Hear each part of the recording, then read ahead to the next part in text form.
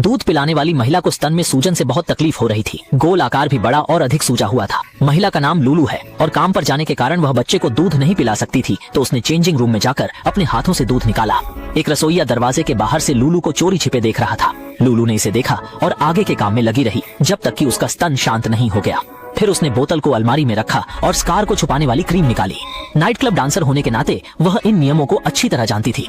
क्योंकि ग्राहकों की नजरों में आकर्षक दिखना जरूरी था, इसलिए लूलू हमेशा अपने साथी डांसरों में सबसे ज्यादा मेहनत करने वाली होती थी।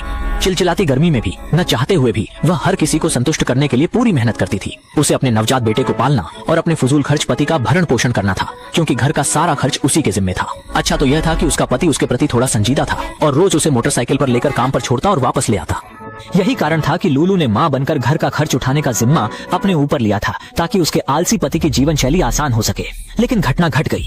उस दिन जब लूलू का काम खत्म हुआ, उसका पति उसे लेने नहीं आया। उसने कई कॉल किए लेकिन कोई जवाब नहीं मिला। आधा घंटा इंतजार करने के बाद भी पति नहीं आया तो उसे पैदल ही घर जाना पड़ा। पूरे दिन की थकान के बावजूद उसने पति के पसंदीदा बियर खरीदने के लिए रास्ते में सुपरमार्केट गई। लेकिन जब वह घर पहुंची, कोई नहीं था। कितनी भी बार दरवाजा खटखटाया, कोई जवाब नहीं मिला। उसने खिड़की से अंदर देखा, पति और बेटे का कोई संकेत नहीं था। वह पति को लगातार फोन कर रही थी लेकिन कोई उत्तर नहीं मिला। उसने चिंतित हो गई और पति के दोस्तों से संपर्क किया, लेकिन वे भी पता ही नहीं बता सके।